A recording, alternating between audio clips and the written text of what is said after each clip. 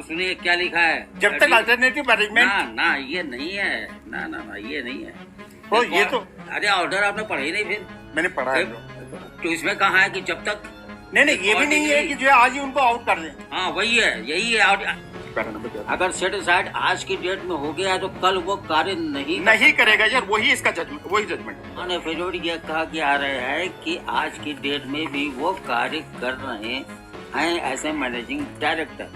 नमस्कार, मैं हूं रंजीत झा और आप देख रहे हैं दी समाचार एक्सप्रेस। क्या भाजपा के मुख्यमंत्रियों को संविधान से खिलवाड़ करने का शौक है? क्या वो कोर्ट ऑर्डर की अवहेलना करने में मास्टर हो चुके हैं? क्या वो अपनी सहूलियत के लिए कोर्ट ऑर्डर से बचने के लिए नियमों में भी संशोधन कर लेंगे लेकिन कोर्ट की इज्जत नहीं करेंगे? ऐसा ही कुछ किया है भाजपा के एक मुख्यमंत्री ने। उत्तराखंड में पुष्कर धामी सरकार ने कुछ ऐसे कृत्य किए हैं जिससे हाईकोर्ट एकदम से चिढ़ गया और कंटेम्प्ट का केस भी हो गया है उस सरकार पर, उसके सिस्टम पर। और जैसे ही यह खबर सरकार तक पहुंची है, सरकार बैकफुट पर आ गई है।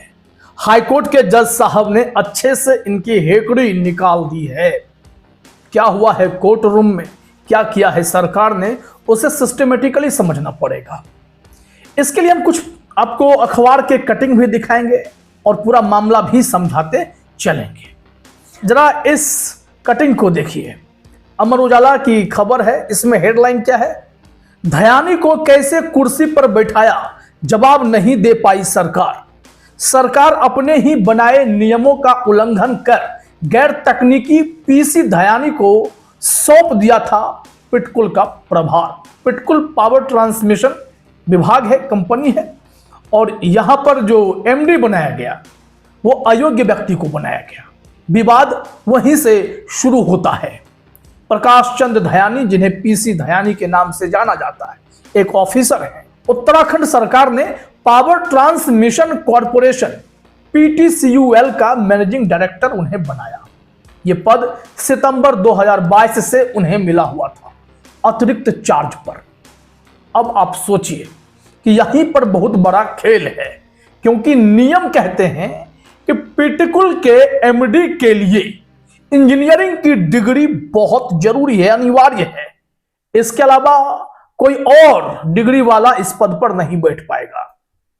कमाल की बात यह है कि पीसी दयानी के पास इंजीनियरिंग की डिग्री नहीं थी, वो नॉन टेक्निकल बैकग्राउंड से आते हैं। अब ऐसे में कई और कॉम्पिटेंट लोग जो पेशे से इंजीनियर हैं या आरटीआई एक्टिविस्ट हैं, उन्हें यह बातें नागवार गुजरने लगी। वो इस फैसले पर, इस नियुक्ति के खिलाफ हाईकोर्ट में पीआईएल लगा आए। कोर्ट ने केस को सुना और 18 फरवरी 2026 को फैसला दिया कि दयानी की नियुक्ति गैर कानूनी है, उसे तुरंत हटाओ। कोई इंजीनियरिंग डिग्री वाला इंटरिम एमडी लगा दो जब तक नया सही तरीके से अपॉइंटमेंट ना हो। इसके लिए यह जो ऑर्डर आया वो भूचाल लाने जैसा था।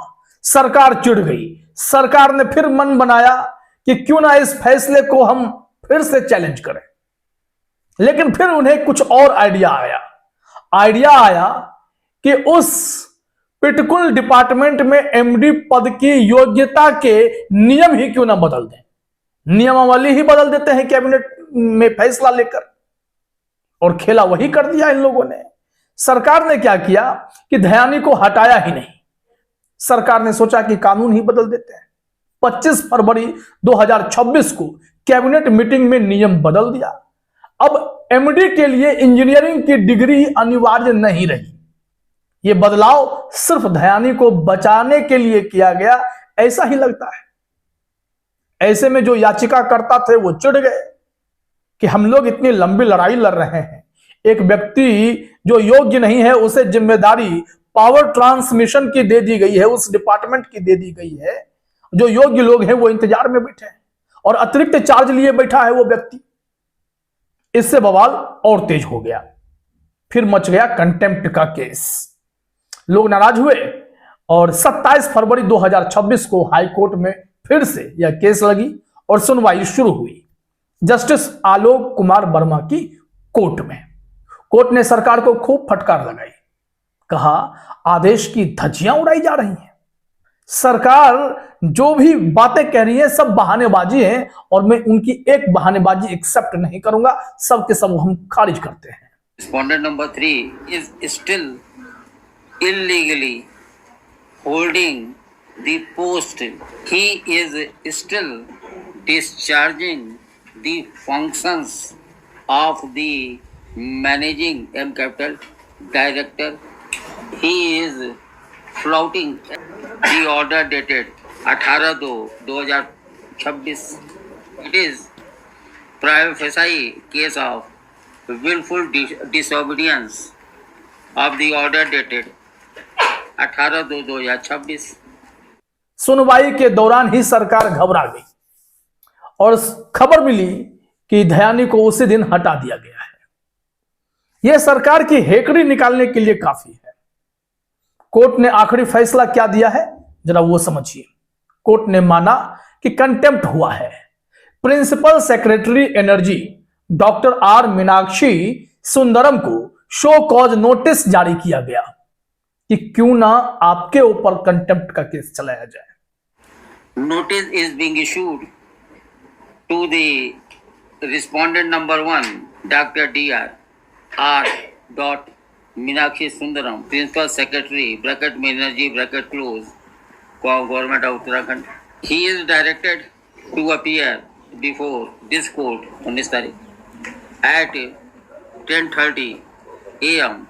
and show cause CAUSE cause proceedings for contempt of court should not be initiated against him.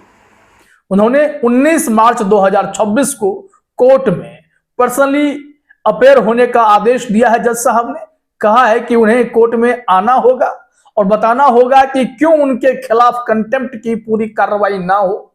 कोई लॉजिक है? आपने मनमानी की है, कोर्ट के ऑर्डर की अवहेलना की है और कंटेम्प्ट ऑफ कोर्ट तो लगेगा। सरकार बैकफुट पर आ गई है, ध्यानी को हटा दिया गया है, लेकिन केस अभी खत्म नहीं हुआ है। जज साहब इनका आगे और भी हिसाब करना चाहते हैं।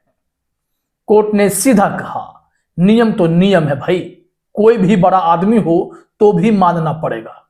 सरकार पहले तो टाल मटोल करती रही, कानून बदलने की कोशिश की, लेकिन कोर्ट के सख्त रवैये के आगे उनकी हेकड़ी टिक ना सकी।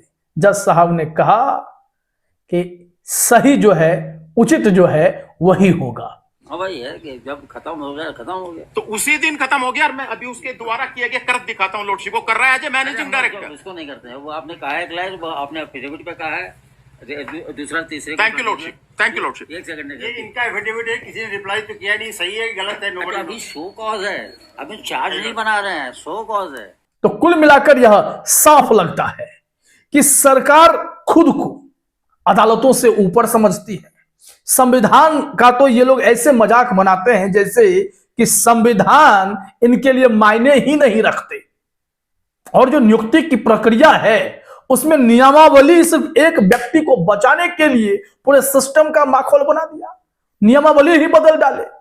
ये सारी बातें हाईकोर्ट को नागवार गुजरी हैं। लिहाजा अब उत्तराखंड के मुख्यमंत्री भाजपाई चीफ मिनिस्टर बैकफुट पर हैं। आगे हाईकोर्ट अभी और भी हिसाब करने जा रहा है। फिलहाल इस वीडियो में इतना ही। आप तमाम साथियों का हमसे जुड़ने के लिए बहुत बहुत धन्यवाद, शुक्रिया।